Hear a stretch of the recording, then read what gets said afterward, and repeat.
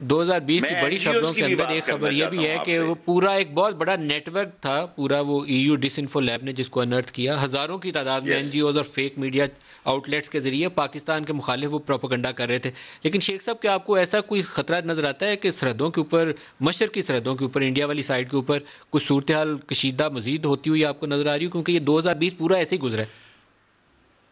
دیکھیں، میں تو مودی ایک ہٹلر اور فاشسٹ اور اس کے اندر کے جو مسئلے ہیں وہ پاکستان سے الجھ کے اور پاکستان سے ٹکراؤ کر کے اور جنگ کے کوئی چھوٹی موٹی جنگ کر کے وہ صورتحال کو خراب کرنا چاہتا ہے. لیکن ایک بات میں بطور وزیر داخلہ بھی کہنا چاہتا ہوں کہ اگر اب جنگ ہوئی تو یہ آخری جنگ ہوگی.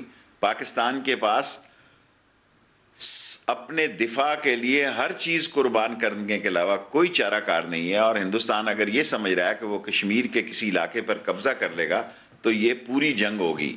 اگر وہ قبضہ کرنے کی کوشش کرے گا تو یہ فل فلیج جنگ ہوگی، اور یہ نہیں ہونی چاہیے. ہم امن کے دائی ہیں، لیکن ہماری سرحدوں پہ کوئی آنے کا، کوئی حملہ آور ہوگا تو پاکستان اس کو کسی صورت میں برداشت نہیں کرے گا، تو یہ فل فلیج وار ہوگی. پھر شیخ صاحب، بائیڈن کے آنے کے بعد پاک امریکہ تعلقات کا کیا دیکھتے ہیں، کیسے چلیں گے آگے؟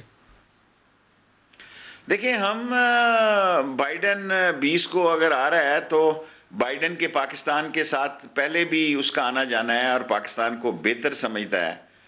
اور پاکستان کے حالات کو، بائیڈن کے پاکستان کی جیو پولیٹیکل جو سچویشن ہے وہ اتنی اہم ہے کہ امریکہ بھی پاکستان کو اگنور نہیں کر سکتا. اور ہندوستان میں کہ جو ہندو دت کا اس وقت فلسفہ چل رہا ہے، جس سے اقلیتیں بڑی زبردست پریشان ہیں، اور مسلمان اور کرسچن اور سکھ ایک خاص قسم کے نشانے سے گزر رہے ہیں، تو امریکہ میں کئی حکومتیں ہیں، کانگریس ہے، پینٹاگون ہے، سی آئی اے ہے، اور پریزیڈنٹ ہے، اور تھنک ٹینک ہیں.